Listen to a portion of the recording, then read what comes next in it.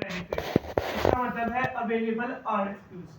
अब डायरेक्टली जो इंक्वायरीज है उसकी तो कोई लिमिट नहीं है, वो तो आपको 1000 आए, 500 आए, 10 आए, 20, इसकी कोई लिमिट नहीं है। लेकिन अलीबाबा ने RFQs की लिमिट रखी हुई है हर पैकेज के अंदर। बेसिक पैकेज है उसमें महीने के आपको 20 RFQs मिलती है, यानी 20 दफा महीने के अंदर किसी को कोटेशन कोड कर सकते हो। ठीक है, आप 20 में से अगर यहाँ पर मैं किसी को भी एक कोड करता हूँ तो मेरी 20 में से एक माइनस हो जाएगा। ठीक है, बेसिक प्लान में उसमें आपको 40 मिलती है। ठीक है, महीने अपना जीजीएस प्रो है उसमें भी 40 मिलती है। जो सबसे महंगा पैकेज है वेरीफाइड, उसमें आपको महीने के 60 मिलते हैं। ठीक है, अब इसको हम स्टार्ट कर देते हैं। अब हमारे पास यहाँ पर आ रहा है available benefits, gold RFQ, green passes, priority codes. Gold RFQ क्या है? गोल्ड RFQ समझ लें कि जो वेरीफाइड पैकेज है, सबसे महंगा वाला पैकेज है, वो उसको शो होते हैं। एक नॉर्मल यूजर को गोल्ड RFQ शो नहीं होता। ठीक है, गोल्ड RFQ क्यों नहीं शो होता? क्योंकि गोल्ड RFQ सारे क्लाइंट्स हैं बड़े। ठीक है, उनका जो लेवल स्टार्ट होता है वो स्टार्ट होता है L3, L4 और L5।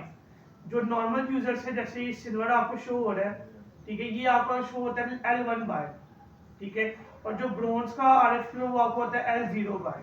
यानी कि हमें अगर फॉर एग्जांपल हमारे पास वेरीफाइड की मेंबरशिप है तो डेफिनेटली हम गोल्ड RFQ कोड कर सकते हैं, जो कि L3, L4 और L5 बाय है। यानी कि मिनिमम क्वांटिटी जो परचेज वो करते हैं उनकी मिनिमम है 5000।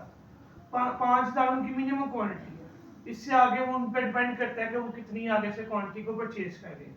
ठीक है, तो हमारे पास 3 टाइप्स के RFQs है, ब्रोंज, सिल्वर और गोल्ड। ठीक है, ये हमारे पास यहाँ पर गोल्ड का ऊपर शो इसलिए हो रहा है क्योंकि ये सबसे बड़ा अपना टैग है। उसके बाद हमारे पास आता है सिल्वर। अब यहाँ पर हमें चाहिए हुडीज के बायर्स, यानी कि हम हुडीज के बायर्स को RFQ कोड करना चाह रहे हैं। तो मैं सिंपली यहाँ पर सर्च करूंगा हुडीज। हुडीज सर्च करने के बाद अब मेरे पास एक लिस्ट आ जाएगी जिन बायर ने इस मार्केट में आके अपनी हुडीज की रिक्वायरमेंट को कोट किया।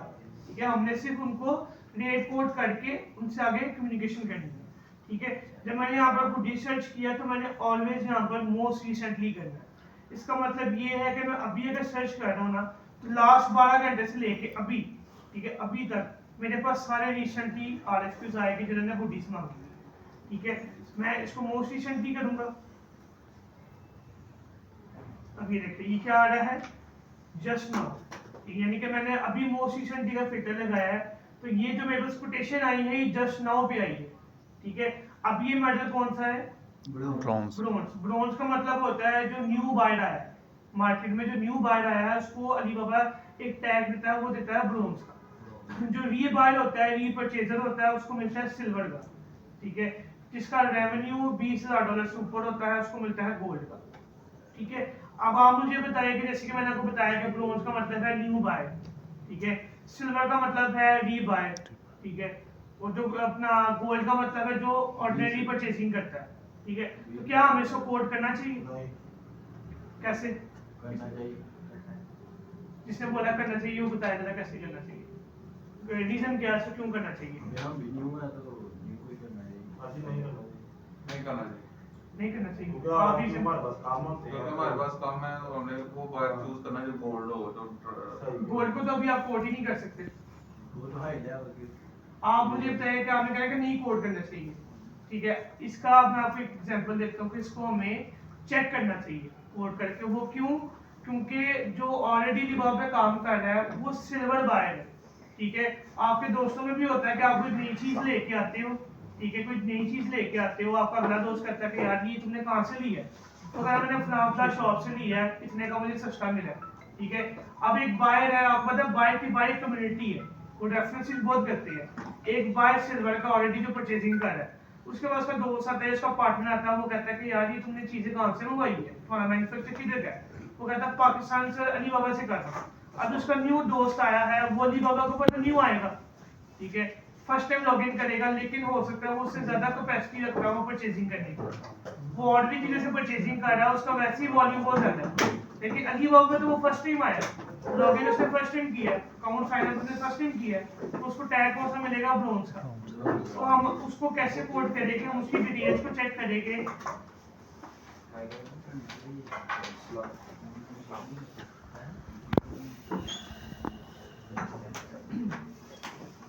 अभी देखिए मैंने एक ब्रोंज का RFQ ओपन किया। ओपन करने के बाद अभी डिटेल्स मुझे उसने कुछ दी हुई है कि वो क्या चीज मांग रहा है। अब इसमें डिटेल्स मोस्टली होती है कॉपी पेस्ट वाली, ठीक है, यानी कि एक ही चीज बार बार रिपीट उन्होंने कॉपी पेस्ट करके सिर्फ जान छुड़ाई और कोड कर दी है। अब ये चीज आपको यहाँ से शो करवाएगी कि इसने खुद लिखा हुआ है, ठीक है, यानी कि point to point word to word उसने खुद लिखा हुआ, कॉपी पेस्ट वाला उसने नहीं यहाँ पर मेंशन किया। यानी कि एक कस्टमर यहाँ पर एक पिक्चर लगा रहा है, ठीक है, और वहाँ पर कुछ लिख रहा है कि मुझे ये चीज चाहिए, तो क्या ये वो उसके बाद इतना वेला टाइम तो नहीं है कि वो स्पेशल मार्केट में आएगा, पिक्चर भी अपलोड करेगा, आपके ऊपर लिखेगा भी और बाद में आपसे चीज नहीं लेगा, ठीक है। जब ये चीज मैटर करती है तो हम ब्रोन्ज को RFQ कोड कर सकते हैं, ठीक है। अगर हाँ यहाँ पर कोई पिक्चर ना होती, ठीक है, यहाँ पर कुछ इरेलीवेंट चीजें लिखी होती जो आपके रेलिवेंट ना हो, तो फिर डेफिनेटली आप भी समझदार उसको कोड करने की जरूरत ही नहीं थी। जब यहाँ पर 3 चीजों में से एक या 2 चीजें आपको समझ आ रही है कि यार ये वाकई में लेजिट बायर है, ओरिजिनल बायर है, कोई चीज चाहिए हो, तो अगर आप एक कोड कर दोगे, 2 कोड कर दोगे, तो वो आपका वेस्ट नहीं होगा, ठीक हो गया, ये चीज क्लियर है,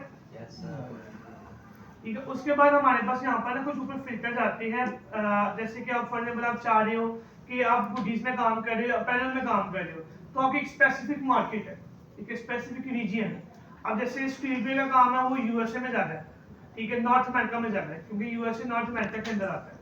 तो मैं चाह रहा हूँ कि यार मेरे पास यहाँ पर भी एशिया के भी आ रहे हैं, जापान के भी आ रहे हैं, कोरिया के भी बंदे आ रहे हैं, तो मैं फिल्टर आउट करके मेरे पास सिर्फ वो रीजन के बंदे आए जो मेरे रिलेटेड है, ठीक है। तो मैं यहाँ पर बायस लोकेशन में जाता हूँ, यहाँ पे जाता हूँ नॉर्थ अमेरिका में, तो मेरे पास नॉर्थ अमेरिका की जितनी भी कंट्रीज है वो सारी आ गई है। मैं यहाँ पर इसको सिंगल सिंगल भी सिलेक्ट कर सकता हूँ। अगर मैं इसको ऑल कर देता हूँ, ऑल करके यहाँ से कंफर्म करता हूँ, तो मेरे पास सिर्फ नॉर्थ अमेरिका के रीजन के बाहर जाएगा और कोई मेरे पास एक्स्ट्रा बाहर नहीं आएगा। इससे क्या होगा कि मेरा थोड़ा शार्पली RFQ कोड होगा, टाइम वेस्ट नहीं होगा और मुझे जल्दी मौका मिलेगा नेक्स्ट RFQ कोड करने का। अब जैसे कि यूएसए का तो ये से सामने आ गया, ये भी यूएसए का है, ये कनाडा का आ गया। अब कनाडा में स्ट्रीटवेयर का बड़ा अच्छा काम है, ठीक है। अब ये है सिल्वर मेडल, ठीक है, सिल्वर मेडल का मैंने आपको क्या बताया था, जो रीबाय, ठीक है। हम इसको ओपन करते हैं, ओपन करने के बाद ये यहाँ पर देखिए कोर्स रिकॉर्ड आ रहा है 10, एक कोटेशन के ऊपर 10 लोग अपना रेट कोड कर सकते हैं, यानी कि जो एक की कोटेशन है पूरी ये वाली, इसके ऊपर सिर्फ 10 अलीबाबा होल्डर कोड कर सकते हैं। क्या 11वां कोड हो सकता है इसके ऊपर? हो सकता है, ठीक है। वो कैसे हो सकता है कि जब आपको बेसिक प्लस की अगर आप मेंबरशिप लेते हो तो उसके अंदर आपको ग्रीन पास मिलता है, ठीक है। ग्रीन पास एक होता है वाइल्ड कार्ड एंट्री, जैसे हमारे यहाँ पर पाकिस्तान में होता है ना, सफारी चल जाती है, एक सीट फुल भी होगी है तो कोई बड़े बंदे का अगर कोई आ गया बेटा है, कोई भी आ गया, उसको जगह दे देते हैं। वैसे अगर आपको बेसिक प्लस की मेंबरशिप है तो आपको 5 ग्रीन पास मिलते हैं महीने के। वो क्या होता है कि अगर यहाँ पर 0 भी हो गया ना, ठीक है, 10 पूरे भी हो गए, तो जिनके पास 5 मजीद बेसिक प्लस वाले होल्डर है वो 5 लोग इसको कोड कर सकते हैं, ठीक है। मैं इसको ओपन करता हूँ, ओपन करने के बाद देखना मुझे ऑप्शन देगा ये, ठीक है। देखिए ये लिखा this RFQ reach its quotation limit, we are unable to accept any more quotation. अगर मेरे पास ग्रीन पास होता तो मैं इसको 11वां कोड कर सकता, ठीक है। यानी कि जिनके पास बेसिक की मेंबरशिप है ना, वो तो उसको 10 के बाद कोड ही नहीं कर सकते, ठीक है। लेकिन जिनके पास ग्रीन बेसिक प्लस से मेंबरशिप स्टार्ट हो रही है, वो 5 ऐसे लोग जिनके पास बेसिक प्लस है 10 के बाद 15 RFQ को कोड कर सकते हैं। ये चीज क्लियर है? किसी क्वेश्चन? ठीक। अब उसके बाद देखिए यहाँ पर उसने सारी अपनी इंफॉर्मेशन लिखी हुई है, वो मांग रहा है 1 पीस। अब लोग 1 पीस को देकर कोट ही नहीं करते। अब मुझे आप बताया कि जितने भी यहाँ पर फैक्ट्री ओनर्स बैठे हुए जिन्होंने फैक्ट्री डाली हुई है, डायरेक्टली बल्क से किसने स्टार्ट किया? किसी ने भी स्टार्ट नहीं किया। सैम्पलिंग तो हर चीज का आगे मेन पॉइंट है। इवन कि अगर कोई आपको डायरेक्टली लॉट भी दे रहा है तो मैं आपको ये सजेस्ट करूंगा कि उसको सैंपल पे लेके आओ। क्यों? कि आपके लिए भी आसानी होगी। आप अगर एक सैंपल बना रहे हो, एक आपने अपने पास रखा है, एक आपने भेज दिया सेम सैंपल, वो पास होता है तो आपके पास उसकी मेजरमेंट्स, उसकी हर चीज आपके पास अवेलेबल होगी। उससे क्या होगा कि जब आप लॉट बनाने लगोगे तो आपको इसमें कोई डिफिकल्टी नहीं होगी। जो बंदा आपको डायरेक्टली लॉट दे रहा है, ठीक है, क्या आपको अगर उसको आप कह दोगे मुझसे सैंपल लो, लॉट तो मुझसे बाद में लेगा, तो आपको डायरेक्टली आपको लॉट दे रहा है तो बाद में लॉट नहीं दे सकता? डेफिनेटली दे सकता है। वो उस पर इंप्रेशन अच्छा जाएगा कि यार ये वाकई में मैन्युफैक्चरर है तो मुझे पहले सैंपल ऑफर कर रहा है, ठीक है। आप उसको पहले सैंपल पे लेके आओ, जब उसका सैंपल पास हो जाए फिर उसको लॉट पे लेके आओ, क्योंकि जिसने सैंपल लेना है उसकी आगे बल्क क्वांटिटी उसने मांगनी है आपसे, ठीक है। अब उसके बाद हमारे पास यहाँ पर एक ऑप्शन आती है buyer activity in last 90 days, ठीक है। इसका मतलब है कि जो बायर की एक्टिविटी है वो लास्ट 90 डेज से क्या है अकाउंट के ऊपर। अब ये देखिए यहाँ पर एक सवाल है कि ये सिल्वर मेडल में है, ठीक है, लेकिन यहाँ पर उसकी एक्टिविटी कोई भी शो नहीं कर रहा, ठीक है, तो क्या हमें इसको कोड करना चाहिए? ठीक है, करना चाहिए, ठीक है। वो क्यों करना चाहिए कि जब उसने यहाँ पर अपना मौका भी अटैच किया हुआ है, ठीक है, सब कुछ अटैच किया हुआ है, ठीक है, ये अब ये तो यही ना हो सकता, ठीक है, कि भाई वो उसने हुडी मांग रहा है तो उसने अपने ब्याह पे हुडी की पिक्चर भी लगवा दी है, लिखवा भी दी है, सब कुछ कर दिया है। तब एक कस्टमर मार्केट में आया है, ठीक है, आके उसने अपनी चीज लगाई है, अपना लोगो लगाया है, ठीक है, और वो सिल्वर मेडल के ऊपर है। हमारे पास अगर 3 ऑप्शन में से एक ऑप्शन भी ओके है ना, जैसे एक सिल्वर मेडल, बार एक्टिविटीज, ठीक है, और पिक्चर्स, अगर तीनों में से कोई चीज भी आपको वेरी करती है, कोई चीज भी अवेलेबल है, उसके भी आप हम उसको कोड करेंगे, ठीक हो गया। अब उसके बाद ना हमारे पास यहाँ पर ऑप्शन आती है कि अगर हम हाली सिल्वर आरएफयू को टारगेट करना चाहें, यानी कि जैसे मैं अगर ऑल ओवर सर्च करूंगा मेरे पास ब्रोंज भी आएगा, मेरे पास सिल्वर भी आएगा, तो अगर मैं हाली सिल्वर को टारगेट करना चाहूँ तो मैं वो भी कर सकता हूँ। यहाँ पर मेरे पास फिल्टर आया है, मैं यहाँ पर जाऊंगा इसके ऊपर, ठीक है, इसके बाद मेरे पास यहाँ पर ऑप्शन आएगी सिल्वर आरएफयू की, ठीक है, मैं यहाँ से सिलेक्ट करूंगा तो मेरे पास सॉर्ट आउट होकर सीधा सिल्वर आरएफयू आएगा, ठीक है, कोई ब्रोंज नहीं आएगा, कोई दूसरा नहीं आएगा, ठीक है। अभी देखिए दिया है 2 घंटे पहले, मैंने मोस्ट रिसेंटली का आपको मतलब बताया था लास्ट 12 घंटे से लेके अभी तक जो हमारा पाकिस्तानी टाइम अकॉर्डिंगली आपको वो आरएफयू शो हो गया। यहाँ पर आपको 2 दिन पुराने 2 घंटे पहले भी शो होगा, 5 घंटे पहले भी शो हो गया, और आपको जस्ट नाउ वाले भी शो होगा, ठीक है। अब यहाँ पे क्या लिखा, women long varsity style cotton crew neck sweatshirt winter pant mock neck hoodie front embroidery. अब यहाँ पर क्या लिखा आ रहा है, कोट्स लेफ्ट, यानी कि कितने लोगों ने इसको कोड किया है, 6 लोगों ने कोड किया है, तो डेफिनेटली हम इसको कोड कर सकते हैं, ठीक है। अब हमारा नेक्स्ट स्टेप क्या आता है कि इसको कोड कैसे करें, ठीक है, हम इस डिटेल को ओपन करेंगे, ओपन करने के बाद हमारे पास यहाँ पर एक ऑप्शन आ गई कोड नाउ की, ठीक है, कोड नाउ पे जाएंगे, कोड नाउ पे जाके हमारे पास एक कोटेशन फॉर्म आ गया। अगर होलसेल मार्केट है यहाँ पर जस्ट नाउ में कुछ सेकंड्स में सारे आरएफयू कोड हो जाते हैं, आपको चांस नहीं मिलता, ठीक है। तो आपने शार्पली आरएफयू कोड कैसे करना है, अगर आप इसको खुद मैनुअली लिखने बैठते हैं तो वो टाइम लगेगा, ठीक है। तो यहाँ पर मेरे पास एक ऑप्शन आ रही है import from my posted product. इसका मतलब क्या है कि मैं प्रोडक्ट्स को इंपोर्ट कर लूंगा जो मैंने अपने अकाउंट के अंदर लिस्टिंग की हुई है, ठीक है, सिर्फ कोटेशन को कोड करने के लिए। जैसे कल के लेक्चर में आपने प्रोडक्ट पोस्टिंग सीखी कि पोस्टिंग कैसे करनी है, तो मैं जब यहाँ पर क्लिक करूंगा तो मेरे पास वो मुझे मेरे अकाउंट पे ले जाएगा जो मैंने लिस्टिंग अपने अकाउंट पे की हुई है। अब आरएफक्यू है अपना स्वेटशर्ट का, ठीक है, अगर आपके अकाउंट में स्वेटशर्ट पोस्ट की हुई है तो मैं यहाँ से आके चेक करूंगा, दिखाता हूँ आपको।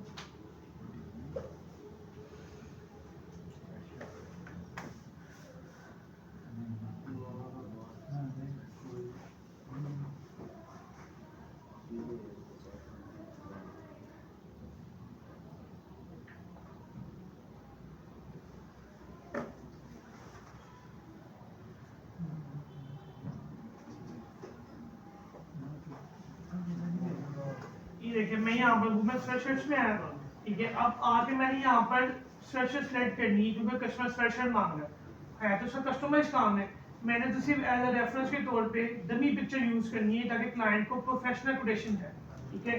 मैं यहाँ से फॉर एग्जांपल ये वाली यूज कर लेता हूँ, मैं यहाँ से इसको कंफर्म करता हूँ। अब मेरे पास वो सारा डाटा लिख के यहाँ पर कॉपी पेस्ट होके मेरे पास फॉर्म में आ जाएगा। अगर मैं खुद लिखने बैठा तो इसको बड़ा टाइम लगना, ठीक है। अब हमारे पास नीचे आ जाती है price, detail and shipping terms. अगर आप सोच लो कि जब अगर आप रेट कोड कर रहे हो, आप एफओबी कर रहे हो या डीडीबी कर रहे हो। एफओबी होता है फ्रेट ऑन बोर्ड, जिसमें आपकी जो शिपिंग होता है वो बाय पे करता है, ठीक है। डीडीबी होता है डिलीवरी ड्यूटी पे, यानी कि जो आप उसको रेट कोड करने लगे हो इसके अंदर डिलीवरी चार्जेस भी है, इसमें कस्टम क्लीयरेंस भी है, ठीक है। अब मेरे पास यहाँ पर सारी टर्म्स आ जाती है जो हमारी इको टर्म्स है, जो हमारी शिपिंग टर्म्स है। मैं फॉर एग्जांपल सर्च करता हूँ यहाँ पर डीडीबी। डीडीबी का मतलब है डिलीवरी ड्यूटी पे, यानी कि जब आप उसको पर यूनिट प्राइस का रेट कोड करोगे इसमें डिलीवरी चार्जेस भी आपने देने हैं और आपकी कस्टम क्लियरेंस भी आपने ही करनी है। कस्टमर को सिर्फ डोर स्टेप में डिलीवरी चाहिए, ठीक है। अब यहाँ पर मैं इसको प्राइसिंग कर लेता हूँ, 2 पीस है यहाँ पर। तो कुछ लोग यहाँ पर मिस्टेक क्या करते हैं, 2 पीस सैंपल में कंसीडर होते हैं, ठीक है, 2 पीस सैंपल में कंसीडर होते हैं, तो वो यहाँ पर प्राइस भी सैंपल के हिसाब से डाल देते हैं जो कि बहुत ज्यादा हो जाती है। बार आपकी कोटेशन कोड रीड करने के बाद आपको रिप्लाई ही नहीं करेगा, तब यहाँ पर आप 16 में लिख दोगे 2 पीस को तो वैसे ही डर जाएगा। यहाँ पर क्या लिखा हुआ है यूनिट प्राइस, यूनिट प्राइस का मतलब है एक चीज की प्राइस, ठीक है। अब जैसे कि बेशक उसकी क्वांटिटी बाद में मुझे पता चलेगा 50 है, मैंने अपनी मिनिमम ऑर्डर क्वांटिटी के ऊपर खेलना है। अब जैसे इस अकाउंट की इस बंदे की मिनिमम ऑर्डर क्वांटिटी है 20 पीस।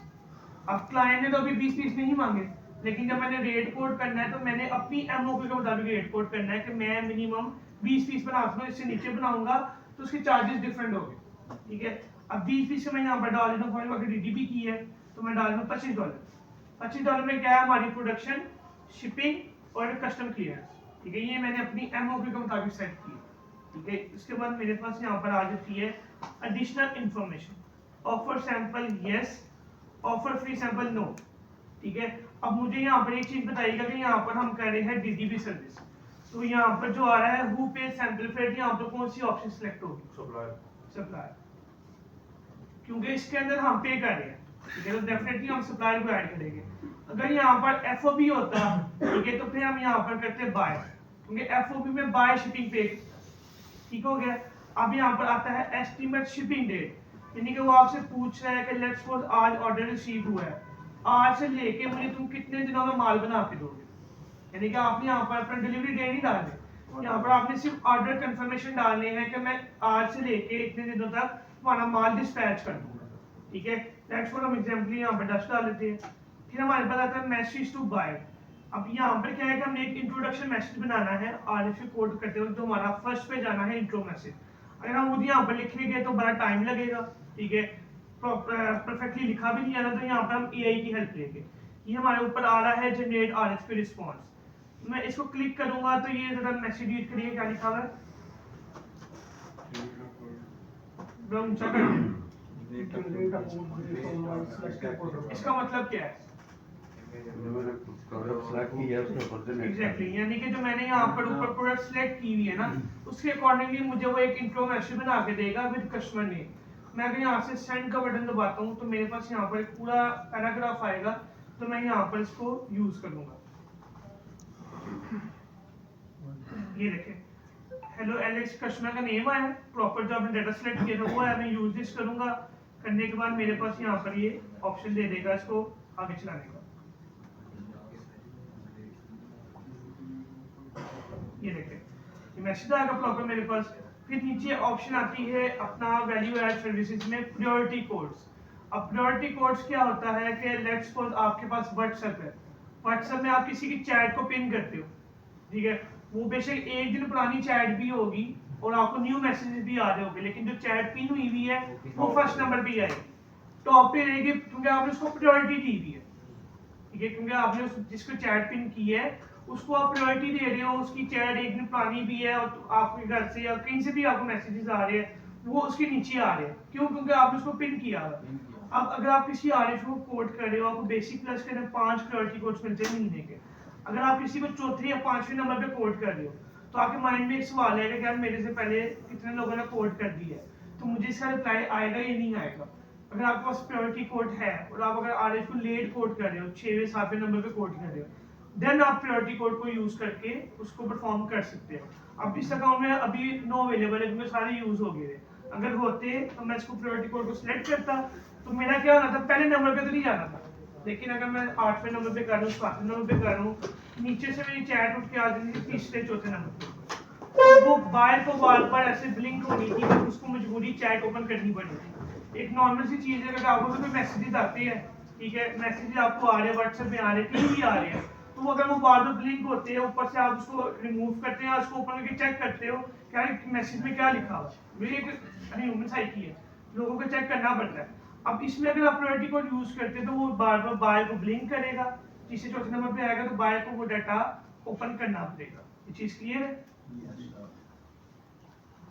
ठीक है। अब इसमें मेन चीज ये है कि लेट्स सपोज आप अभी तो आप स्वेटशर्ट का आरएफ कोड कर रहे हो, अब वेरी नेक्स्ट आपको फिर से स्वेटशर्ट का आरएफ कोड करना पड़े, तो क्या आप यहाँ पर बार बार आके इंपोर्ट करोगे? नहीं, आप कोड करने से पहले यहाँ पर टेम्पलेट को सेव कर लोगे। ये आपका टेम्पलेट सेव होगा, टेम्पलेट सेव होके किधर जाएगा, यूज टेम्पलेट टू कोड, यानी कि जब आप कोड नाउ पे आओगे ना, किसी को कोड करने लगोगे तो यहाँ पर आपको ऑप्शन आएगी यूज टेम्पलेट टू कोड। अब मैं यहाँ पर ओपन करता हूँ, ओपन करके लेट्स सपोज ये मेरे पास है सारे टेम्पलेट सेव हुए हुए हैं। आपने हर एक कैटेगरी का टेम्पलेट सेव कर लेना, हुडीज है उसका टेम्पलेट सेव कर ले, जैकेट है उसका सेव कर ले, कोई भी कैटेगरी जो आप काम कर रहे हैं उसका एक टेम्पलेट सेव कर ले। 30 टेम्पलेट आप सेव कर सकते हो इसके अंदर, ठीक है। लेट्स सपोज मैं यहाँ से कोई भी टेम्पलेट यूज कर ले, ये यूज कर लेता हूँ, तो मेरे पास सारा टेम्पलेट चेंज होके आ जाएगा विद पिक्चर्स। मैंने सिर्फ यहाँ से प्राइसिंग चेंज करनी है, चेंज करके ये भी ओके सारा।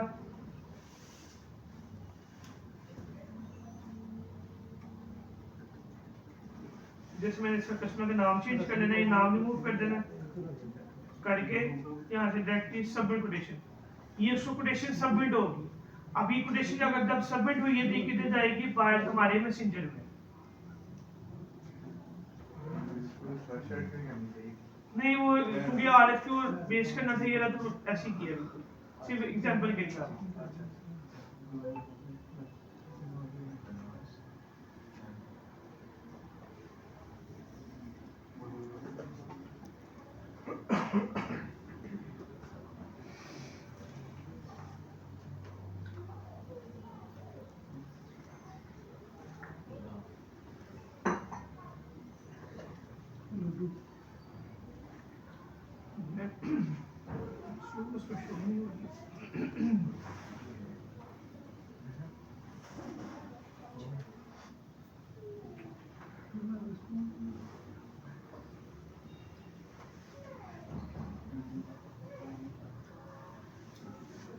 इसको हम बाद में चेक कर लेते हैं, बाकी हम इसको आगे से कंटिन्यू करते हैं। इसमें हमारे पास हम फिर से मार्केट में ओपन किया हमने।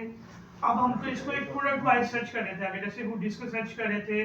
अब आपकी यहाँ पर कोई भी कीवर्ड सर्च करना है, आप टी शर्ट सर्च कर सकते हो, आप हुडी सर्च कर सकते हो, तो वहाँ पर आपको स्पेसिफिक कैटेगरी शो करेगा।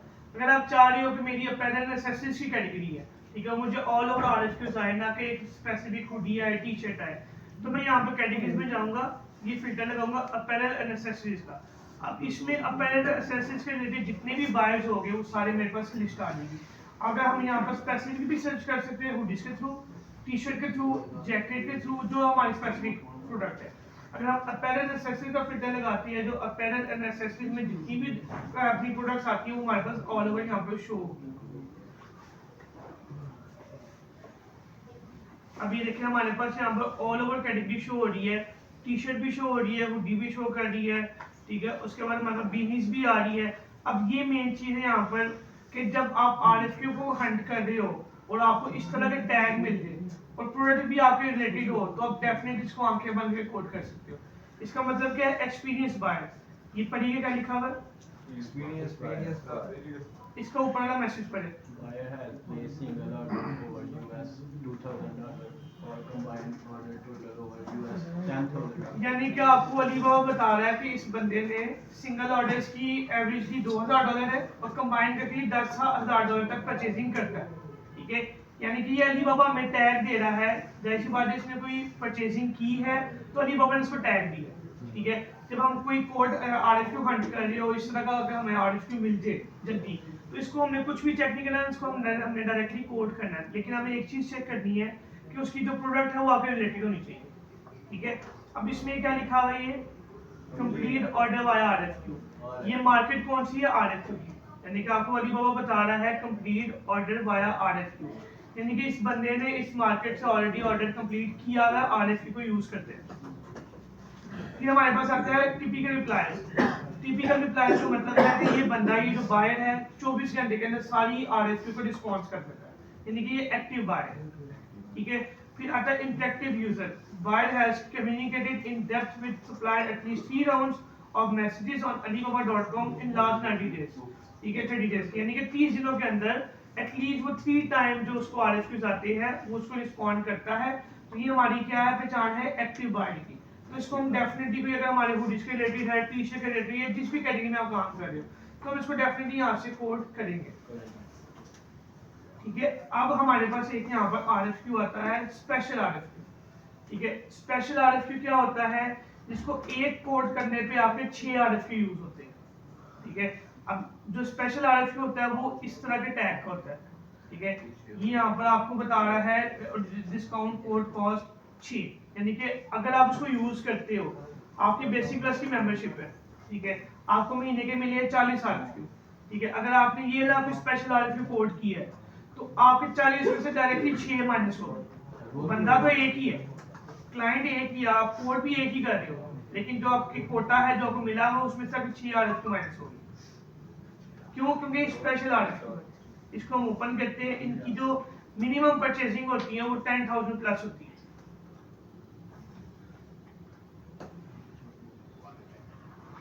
ये देखिए, अब ये इधर से आपको पता चले कितनी क्वांटिटी है, 1000 पीस, ठीक है, 1000 पीस की क्वांटिटी है, ठीक है। और इसकी डिटेल्स देखिए कि प्रोफेशनली उसने डिटेल्स लिखी है, ठीक है, प्रॉपर उसने सारा गाइड किया हुआ, साइजेस बताए हुए हैं, सब कुछ ऐड किया, पिक्चर्स ऐड की हुई है, ठीक है।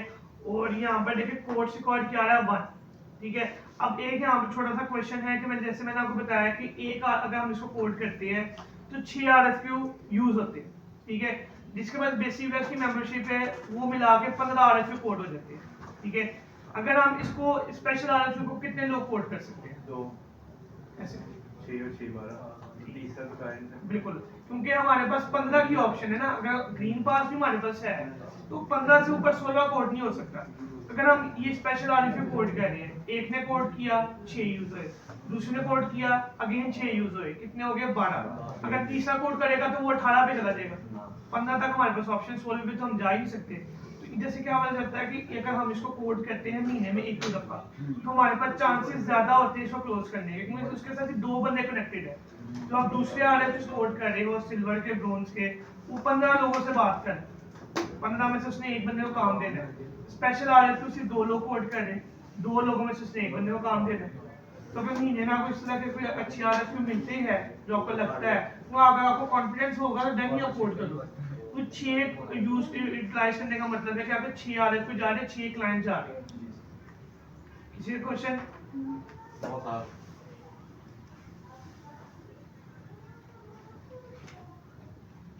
ये तो फिर रिस्क हुआ, क्या चीज?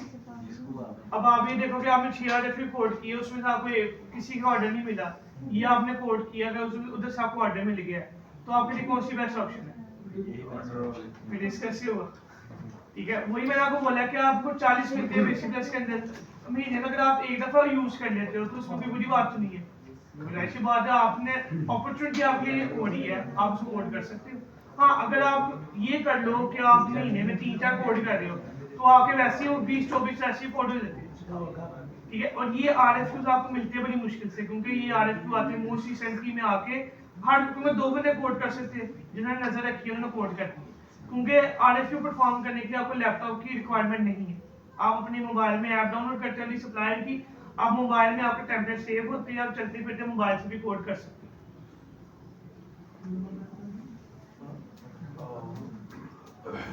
बेसिक पैकेज में कितने आप यूज होते हैं? जी, बेसिक पैकेज में बेसिक में आपको 20 मिलते हैं महीने के, ठीक है, और बेसिक में से आपको 40 मिलते हैं महीने के। तो मैं आपको बताऊंगा कि आप 20 जो बेसिक में आपको 20 मिलते हैं आप उसको 40 कैसे कर सकते हो, प्लस में जो आपको 40 मिलते हैं आप उसको 60 कैसे कर सकते हो, वो आगे चल के मैं बता दूं। जिस आपके क्वेश्चन है यही क्वेश्चन है, ठीक।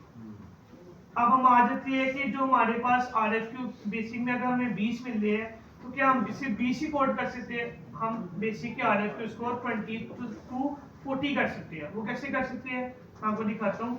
मैं आता हूँ माई कोर्स में आके मेरे पास यहाँ पर एस्टीमेट स्कोर आ रहा है, ठीक है। मैं एस्टीमेट रिवॉर्ड्स में जाऊँगा, यहाँ पर लिखा हुआ अगर आपके मार्केट का 80 स्कोर है, ठीक है, RFQ मार्केट का, तो 20 RFQ आपको बोनस मिल रहे हैं, ठीक है। लेट्स सपोज आप बेसिक चला रहे हो, ठीक है। अभी स्कोर कैसे इंक्रीज होता है कि आपको जो पहले महीने RFQ मिलने हैं बेसिक है 20, आपने उसको एक्सपायर नहीं होने देना, ठीक है। उसकी आपको 20 इकट्ठे नहीं मिलने, उसकी डिवीजन होनी है। लेट्स सपोज आपको महीने की पहली तारीख को RFQ मिले हैं 20 RFQ, उसके पहले आपको हाफ 10 मिल रहे, ठीक है, 15 तारीख तक। जब 15 तारीख से पहले आपको जो 10 RFQ मिले हैं वो कंफर्म है कि आपने उसको कोड करना है। अगर आप एक दिन भी आगे यूज नहीं करते तो आपके वो एक्सपायर होते हैं, आपको मार्केट का स्कोर खराब होता है। ये नहीं आपने सोचना कि अगर मैं 15 को कोड नहीं कर रहा, मेरे 1-2 RFQ पड़े तो अगले में एडजस्ट हो जाए, नहीं। जो आपको पहले 10 RFQ मिलने हैं वो आपने पहले 15 दिन में खत्म करनी है, फिर आपको 15 तारीख को दोपहर 12 बजे के बाद नेक्स्ट आपको 10 RFQ मिलते हैं। जब ये आप पहले मंथ परफॉर्म करते हो अपने RFQs, नेक्स्ट मंथ से आपको उसको 80 पे जाएगा और आपको 20 RFQs एक्स्ट्रा मिलेंगे हर पैकेज के अंदर। यानी कि आप हर महीने बेसिक को 40 RFQ पे लेके जा सकते हो, प्लस को 60 पे लेके जा सकते हो, लेकिन फिर पहले महीने आपको ओरिजिनल RFQ मिलेगी जो आपके पैकेज के अंदर है। क्योंकि पहला महीना तो आपका ऑब्जर्वेशन पीरियड है, उसमें परफॉर्म करोगे तो अगला, क्योंकि ये आपको देता है प्रीवियस मंथ के ऊपर। लेट्स सपोज अगर मेरा प्रीवियस मंथ का स्कोर 80 है ना, तो जो कमिंग मंथ आ रहा है तो मुझे बेसिक प्लस अकाउंट है ये, अगर मेरा पॉइंट 80 होगा तो मुझे 60 RFQ मिलेंगे, और मुझे पहले 15 दिन 30 मिलेंगे, फिर नेक्स्ट 15 दिन 30 मिलेंगे।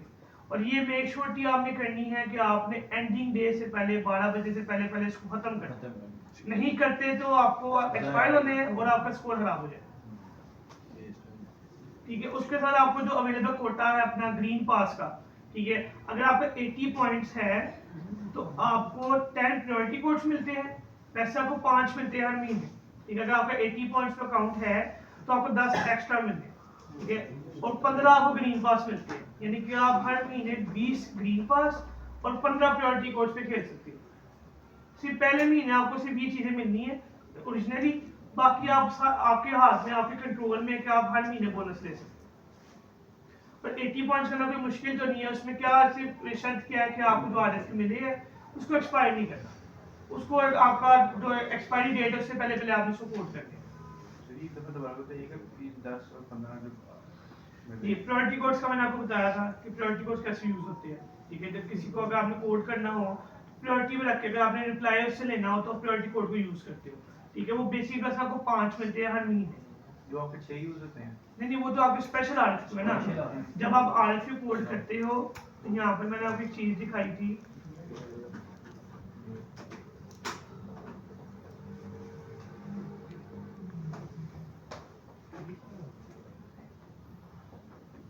ये प्रायोरिटी कोड्स, यानी कि अगर आप 6वें 7वें 8वें नंबर पे कोड कर रहे हो तो आपके माइंड में होगा हमें टॉप पे जाना है। ठीक है, ये अगर आपके पास बेसिक बेस की मेंबरशिप है तो आपकी 5 में से महीने के बेसिक में कोई भी ऑप्शन नहीं मिलेगा। बेसिक में ना ग्रीन पास है ना प्रायोरिटी कोड है। बेसिक प्लस में आपको 5 ग्रीन पास मिलते हैं, 5 प्रायोरिटी कोड्स मिलते हैं। अगर आपका स्कोर 80 पे है तो आपको ये ऑलमोस्ट मिलते हैं, ये देखें बेसिक क्लास है कितने का? सर ये प्राइसिंग की बात बाद में होगी, क्योंकि ये आप अगर आपको कोई प्राइसिंग इन्फॉर्मेशन चाहिए तो आपको ऑफिस आना पड़ेगा। ठीक है, 80 पॉइंट जी एस्टिमेट सर, उसकी जो एक्चुअल प्राइस है वो $2000 है। ठीक है, उस पर डिस्काउंट चल रहा है 7%, आफ्टर डिस्काउंट वो बनता है 1859। आगे आप उसको मल्टीप्लाई कर दें। ठीक है, अब ये देखिए यहाँ पर आता है 80 पॉइंट्स में हमें मिलते हैं 10 प्रायोरिटी कोड्स और 15 ग्रीन पास, यानी कि 5 तो हमें अकाउंट के अंदर मिल रही है। तो कितने हो गए? 15 प्रायोरिटी कोड्स और हमारे पास हो गए 20 ग्रीन पास। ये हम हर महीने ये टारगेट पूरा कर सकते हैं। इससे क्या होता है कि अगर कोई आपको कोड करना है 11 ग्रीन पास यूज करते, जितने ज्यादा ग्रीन पास हो गए उतने ज्यादा आप कोड कर सकते हैं।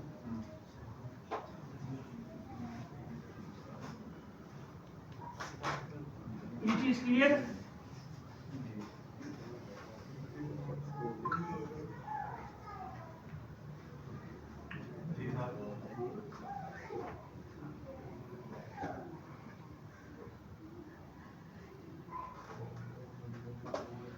अब मोस्टली इसमें ये चीज है कि RFQ जो अच्छे मिलते हैं वो रात को 12 बजे के बाद मिलते हैं, क्योंकि हमारी जो US मार्केट है वो इस टाइम क्लोज होती है। ठीक है, अगर मैं इस टाइम कोई RFQ सर्च भी करूं, कोट भी करूं तो कोई फायदा नहीं, क्योंकि अगर आप अकाउंट लेते भी हैं तो आपने अपनी स्ट्रेटजी यही रखनी है कि दिन के टाइम आपने ऑपरेशनली वर्क करना है, लाइक लिस्टिंग करनी है, पोस्टिंग को ऑप्टिमाइज करना है, जो क्लाइंट डीलिंग है, जो क्लाइंट हंटिंग है वो आगे रात के टाइम करनी है।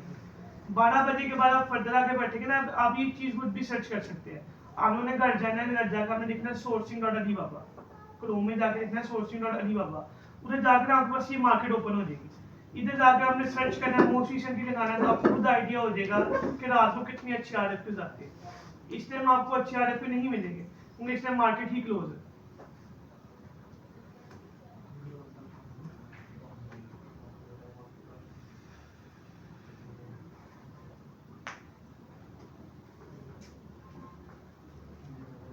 यूके की तो मार्केट में जल्दी हो गया। हाँ जी, आपकी ऑस्ट्रेलिया की भी ओपन है। ऑस्ट्रेलिया में भी इस टाइम आप वही मैं बता रहा हूँ कि आपकी जो टारगेट मार्केट है आप उसको फिल्टर करके उसका रीजन लगा दो, उसको टारगेट करो। अब मोस्टली लोग US को टारगेट करते हैं, उनकी मेन मार्केट ही US की है स्पीड के लिहाज से, तो वो सारे रात को 12 बजे ही बैठते हैं। 12 बजे से आगे फर्दर जितने जो जिनको मिलता है वो कोड करी जाती है। ये 6 बजे तक आपको चांसेस होते हैं काम मिलने के।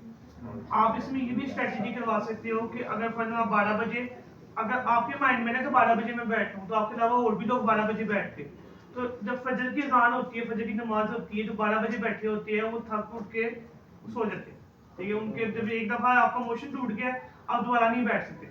अगर आप पहले नहीं कर रहे, आप जो आपका 5-6 बजे के टाइम आप उधर ही बैठते तो आपको तब भी चांसेस होते हैं कोर्ट करने के। मेरा क्लाइंट है, उसने ऑलमोस्ट 5:30 बजे वो बैठा था, उसने RFQ ओपन किए, उस वक्त तक सारे अवेलेबल थे, किसी ने कोर्ट ही नहीं किया हुआ, ठीक है। और वो अच्छे RFQ से सारे टेक मौके उसने वहाँ पर ऑलमोस्ट 3 सैंपल और 1 क्लाइंट पूरा पकड़ा उसने लौट कर, क्योंकि क्यों बैठा जिधर ट्रैफिक ज़्यादा होती है तब चांसेस कम होते हैं आपको क्लाइंट मिलने के, ठीक है। Yes, sir. जब ऑलरेडी कोई कोर्ट नहीं कर रहा, ठीक है, किसी को नहीं पता आप कोर्ट कर रहे हो, तो उसने आपको उसी में डील करनी है, ठीक है। क्योंकि जाहिर वाला जो 12 बजे का बैठा है वो हार्डली इतने घंटे नहीं बैठ सकता, ठीक है। अब आपके माइंड में अगर 12 बजे हम बैठते हैं, ठीक है, अब हमारे अलावा और भी लोगों के माइंड में होगा कि हम भी 12 बजे बैठे, तो 12:30 बजे बैठते हैं, तो वो एंड कितनी देर तक बैठ सकते हैं? जब वो सोते उठते हैं, आप काम जब फ्री होते हैं तब आप लोग बैठ जाओ। तो ये ऑप्शन सबसे बेस्ट है। अब ये देखिए, अब वो ये आ गया, ये RFQ मैंने यहाँ से कोट किया उसको, ये मेरा कोटेशन गई उसको, यानी ये 25 जिसकी प्राइस की उसका हमारा जो हमने मैसेज बनाया था वो गया। अब नीचे हमने इसको जो एक इंट्रो मैसेज करना है, अब वो क्या करना है,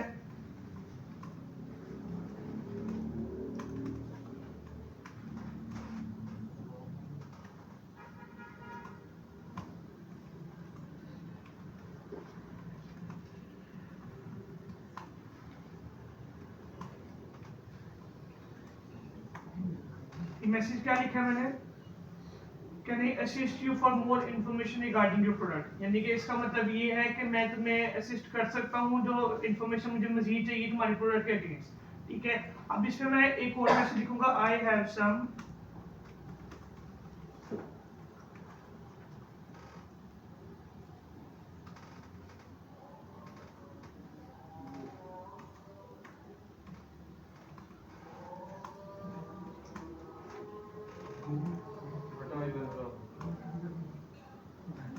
ये मैंने उसको बोला I have some password related your demand, can I show you, यानी कि आपके पास पासवर्ड होना चाहिए जिस RFQ को आप टारगेट कर रहे हो, हुडी को कर रहे हो, टी-शर्ट को कर रहे हो, किसी भी कैटेगरी को कर रहे हो। क्योंकि हाल ही मैसेजेस नहीं चलना, ये बड़ी पुरानी बात हो गई है, we are manufacturing exporter of all kind of sports t shirt, ये चीजें नहीं चलती, ठीक है। आपने एक simply point to point message लिखना है और कस्टमर को ऑलवेज आप उसके नाम से पुकारना है, आप उसको हेलो यू ये वगैरह कुछ भी नहीं आपका चलना, ठीक है। आप उसको नाम से पुकारो, ठीक है। आपने जिसको कोड किया है उसके रिलेटेड आपके पास प्रोडक्ट होनी चाहिए दिखाने के लिए, वो किस तरह की होनी चाहिए मैं आपको दिखाता हूँ। ये देखिए,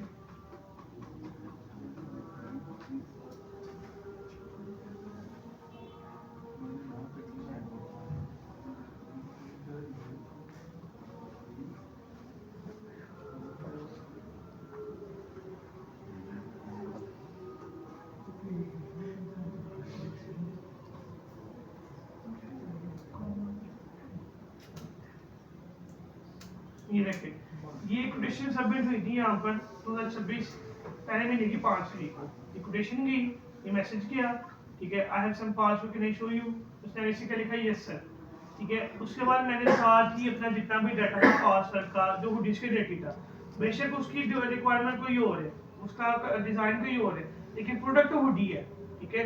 तो मतलब क्या होता है कि आपने सिमिलर रिलेटेड जो आपने हुडी पहले बनाई हुई है उसको कोड करने से पहले आपने अपना डाटा अरेंज करना है, ठीक है। आपके पास इस तरह का डाटा जो बता रहा होगा ये ओरिजिनल है, फिजिकल है, वाइट बैकग्राउंड में नहीं है, इस तरह का डाटा आपने अपने पास रखना है। ये डाटा देख के कस्टमर 50% वहां पर इंटरेस्टेड हो जाता है।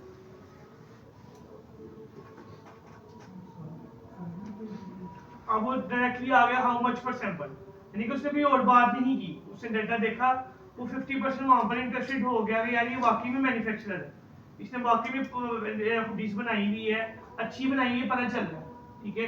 तो इधर से आए, उधर से मैंने उसको यहाँ पे मैसेज लिखा कि शो मी योर डिजाइन, ठीक है। Then I will tell you the sample cost, कि अपना डिजाइन शो करो और मैं भी बताऊंगा कि सैंपल कॉस्ट क्या है। उसने अपना डिजाइन शो करवाया, ऐसे सैंपल कंफर्म हुआ, इससे आगे क्वांटिटी कंफर्म हुई, ठीक है। तो ये तरीका है RFQ कोड करने के बाद आपने डील कैसे करना है।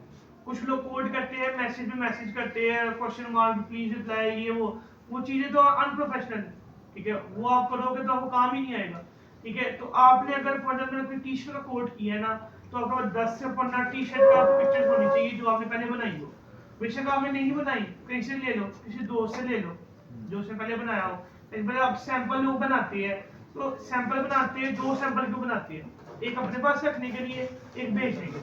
अपने पास रिकॉर्ड रखने के लिए, क्लाइंट की कॉल आए, कुछ भी आए, तो हम उसको दिखा सकें कि यार ये हमने पहले बनाया हो, ये हमारा कस्टमर है।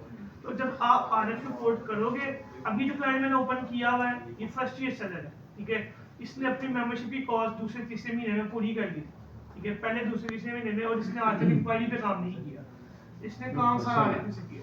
लेट्स सपोज हमने पिछले साल कुछ चीज़ बनाई, तो मैंने बच्चों से कहा कि आप लोग क्यों शो नहीं करते, वो कहते हैं नहीं कर सकते जी, इसके प्रॉब्लम है, कोई रिस्ट्रिक्शन लगी हुई है, उनका लोगो शो हो रहा है, ठीक है क्या नहीं कर सकते? सर, इसमें ये चीज़ होती है कि आप जैसे फॉर एग्जाम्पल आपको एक न्यू कस्टमर मिला है, ठीक है, उसकी अपनी कस्टमाइजेशन है, ठीक है।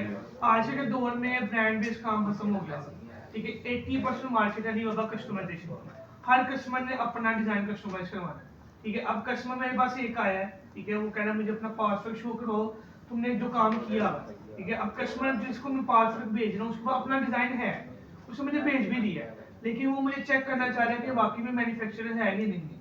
अब जो मैंने पहले अपने सैंपल्स बनाए हुए हैं, अगर वो मैं उसको भेजता हूँ चैट के अंदर, तो जो मेरा पुराना कस्टमर उसको कैसे पता चलेगा? हाँ, ये मेरे भी है ज़हन में, पॉइंट है ना।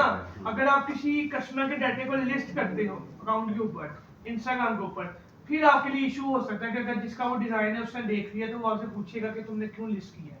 जब आप एक कस्टमर को चैट पे भेज रहे हो, ठीक है, for the sake of acknowledgement कि मैंने ये चीज बनाई हुई है, इसमें हुडी से बनाई हुई है, ये इसका फैब्रिक है, तो जो आपको पुराना क्लाइंट है जिसका वो डिजाइन है उसको कैसे पता चलेगा? तो इसमें किस चीज की रिस्ट्रिक्शन है?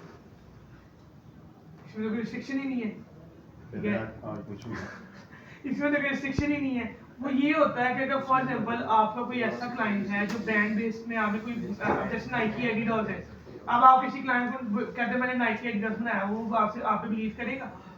नहीं करेगा, मुझे कहना ये रेप्लिका है, ठीक है, क्योंकि नाइकी एडिडास के तो ओरिजिनल कॉन्ट्रैक्टर है जो बना रहे हैं, ठीक है। तो कस्टम वर्क जो होता है वो तो हर कोई बना सकता है। अब कोई फॉर मेरे पास एक क्लाइंट है, उसकी मैंने कस्टमाइजेशन डिफरेंट की हुई है, ठीक है, उसका कोई रजिस्टर्ड नहीं है कंपनी अपने अब्रॉड में, ठीक है। अब मैंने अपने पास डाटा रखना है, ठीक है, कि मैं कोई क्लाइंट मेरे पास आता है, कॉल पे आता है, तो मैंने कुछ ना कुछ तो शो करवाना है कि मैंने ये बनाया, ठीक है। तो ये चीज होती है कि अगर आपका किसी का रजिस्टर्ड ब्रांड है तो आप उसको लिस्ट नहीं कर सकते क्योंकि वायलेशन आ गई। लेकिन अगर आपने किसी क्लाइंट को शो कराना, डेफिनेटली आप शो करवा सकते हैं, उसमें तो कोई इशू ही नहीं है, ठीक है। ये चीज क्लियर है? किसी और क्वेश्चन?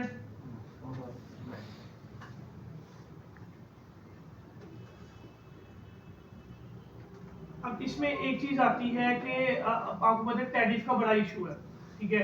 अब अलीबाबा के ऊपर आपके पास एक एडवांटेज क्या है कि अगर आप अलीबाबा के थ्रू पेमेंट करते हो, ऑर्डर लिंक बनाते हो, क्लाइंट आपको अलीबाबा के थ्रू पेमेंट कर रहा है, तो अलीबाबा आके फिर आप पे वैट कलेक्ट कर लेते हैं, ठीक है। जो टैरिफ है, जो टैक्स पड़ रहा है उसको स्टेट वाइज, जब मैंने ऑर्डर लिंक के अंदर स्टेट डालनी है ना यूएसए की कोई भी, तो उसके हिसाब से उसका जो वैट है वो कैलकुलेट होके आ जाना है। जब बाय ने ऑर्डर लिंक पे क्लिक करना है तो उसको नीचे टैक्स आना है, जब वो बाय टैक्स पे करता है ना तो फिर आपको टैक्स चार्ज नहीं होता, ठीक है ना। बाय को सेकंड टैक्स चार्ज होता है, आपने सिर्फ बाय से उसका जो टैक्स नंबर है वो ले लेना है, जैसे यूएसए में ईआई नंबर है, एसएसएन नंबर है, तो जब आप वो ले लेंगे, जब आप शिपिंग करवाने जाएंगे ना तो आप इनवॉइस के अंदर अपना वो उसका वैट नंबर लगा देना। जब वो कस्टमर में माल जाएगा, जब वो वैट नंबर मारेंगे तो उसे देखोगे इसने ऑलरेडी परचेजिंग की है, टैक्स पे है, ना आपको टैक्स पड़ेगा ना बाय को गेन टैक्स पे होगा, ठीक है। तो इसमें अगर ये आपको बेनिफिट है कि आप अलीबाबा के थ्रू पेमेंट्स लेते हैं तो आपको वैट नहीं देना पड़ेगा। अगर आप कोई अलीबाबा क्लाइंट डायरेक्टली पेमेंट मंगवा रहे हैं, बैंक ट्रांसफर पे, मनीग्राम पे, पेपॉल पे, कहीं भी मंगवा रहे हैं, तो फिर आपको अपना टैक्स पे करना पड़ेगा। अगर कस्टमर कह रहा है मुझे डिलीवरी ड्यूटी पे सर्विस दो, मेरे होम टाइम मेरे डोर स्टेप में डिलीवरी आनी चाहिए, मैंने कस्टम क्लियरेंस नहीं करनी, फिर आपको टैक्स देना पड़ेगा। अगर आप वही क्लाइंट अलीबाबा के थ्रू ले आते हो उसको पता ही नहीं चलता कि उसने टैक्स पे किया है, क्योंकि उसमें होल अमाउंट आती है, ऑर्डर समझ नहीं आती है, वो 10 से 1 क्लिक में पे करता है, तो हमें पता है कि हमने उसको टैक्स नहीं ऐड किया, ठीक है। ये बारे हमें अपना कांटेक्ट नंबर या ईमेल वगैरह दे देते हैं, तो क्या हम ईमेल के थ्रू भी ऑर्डर कंफर्म हम कर मिस इसमें ये चीज़ है कि अगर यहाँ पर आप कोई अपना थर्ड पार्टी का नाम यूज करके ना व्हाट्सएप का, नंबर का, पेपॉल का, बैंक का, आपको वायलेशन आएगी। यहाँ पे आएगी ना सब। हाँ जी, आपको वायलेशन आएगी, आप यूज नहीं कर सकती। हाँ, उसका हल क्या है कि आप अपने व्हाट्सएप का क्यूआर कोड भेज सकते हैं। ठीक है, जो आपका व्हाट्सएप का क्यूआर कोड है उसको स्कैन करके वो आपसे चैट कर सकता है, या आप उसको इस तरीके से भेज सकते हैं। अब ये अंडरस्टैंडिंग तो हो रहा है कि व्हाट्सएप मांगो, ठीक है, लेकिन अगर मैं पूरे स्पेलिंग लिखूंगा तो रिस्ट्रिक्शन आएगी। देखिए मैंने व्हाट्सएप लिखा है तो मेरे पास रिस्ट्रिक्शन आ गई। अब मैं इस पे ये लिखता हूँ,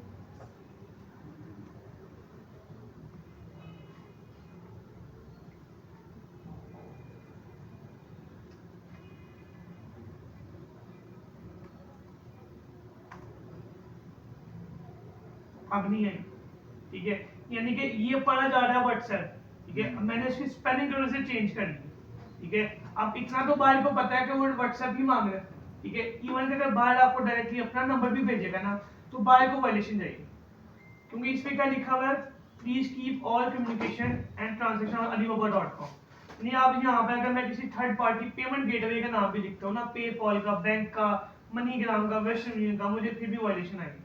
लेकिन सर जो आपने पहले डील की थी उसमें तो कस्टमर ने आपको सेंड किया होगा। हाँ, तो मुझे नोटिफिकेशन आया था उसके ऊपर, ये देखे ना।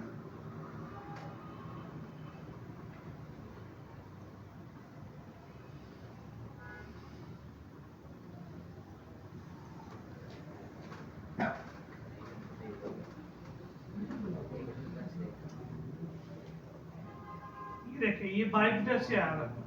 ठीक है, ये ऐसे इमेज शेयर की, सारे से नंबर शेयर किया था मुझे ये, तो मुझे एक दफा यहाँ पर आगे वायलेशन आ गई थी।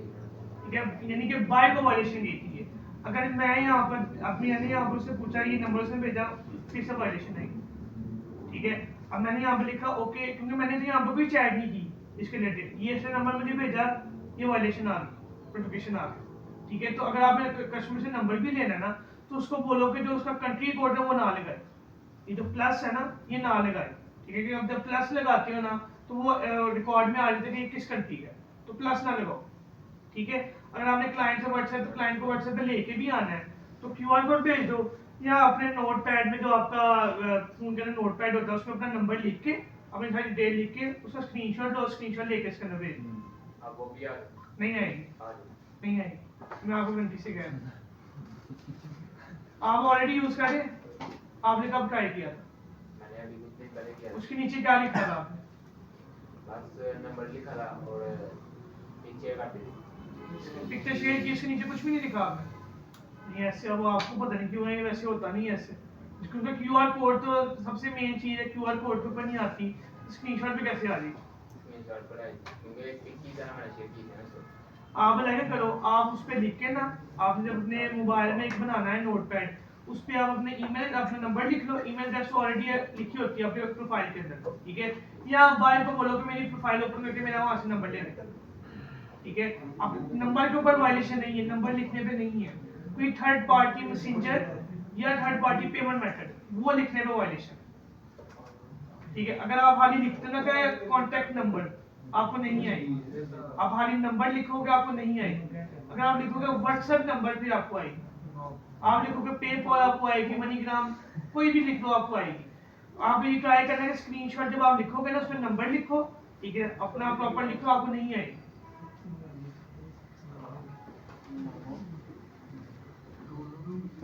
यहाँ से चीज क्लियर है? कोई आप लोगों का क्वेश्चन है तो आप लोग पूछ सकते हो, क्योंकि अब सेशन तो एंड हो रहा है। प्रैक्टिकल वर्क के बाद क्वेश्चन दे दो नहीं। सर ऐसे ही है कि आप अगर फॉर एग्जाम्पल यहाँ पर महीने की क्लास भी ले रहे हैं ना अलीबाबा की, जब तक आप प्रैक्टिकल नहीं करेंगे, अभी आपने यहाँ से निकलना, आपको 100 काम और होने हैं, वो आपके माइंड से चीज निकल जानी। लेकिन चले वो एक प्लेटफॉर्म होता है। हाँ जी, वो ये सिर्फ ना बेसिक इंफॉर्मेशन है कि कहीं पे अगर आपने इन्वेस्टमेंट करनी है ना, उससे पहले आपको क्लियर हो। मैं अक्सर बच्चे से पूछता था, मुझे तो ये पता है कि अंदर बैठे हुए काम कर रहे हैं, तो अब ये अगर मैं यहाँ ना आता तो मैंने कैसे उनको पता ना 15 और 80 आया पिछले 3 माह 4 माह से। मैंने यार ये पैसे मैंने हराम के तो नहीं कमाए, बड़ी मेहनत से पैसे कमाए, ये क्या है? किधर से अकाउंट दिया हुआ है? वो मेरे अकाउंट से करते ये तो बाद में रखता हूँ। जैसे आपने काउंट किया तो उधर की सर्विसेज बहुत अच्छी है ना, मतलब यही है। तो अब मुझे वो क्वेश्चन जो है ना कि हमने काम क्यों है वो लेके आए यहाँ पर। इतनी देर में बड़ी साहब को वो आगे समझ मैंने कहा चलो कोई बात नहीं, पूछ जाओ फिर पता चलेगा। आप वो मुझसे डरते हैं, वो कहते हैं यार ये पापा जी ने क्या कर दिया। अब आप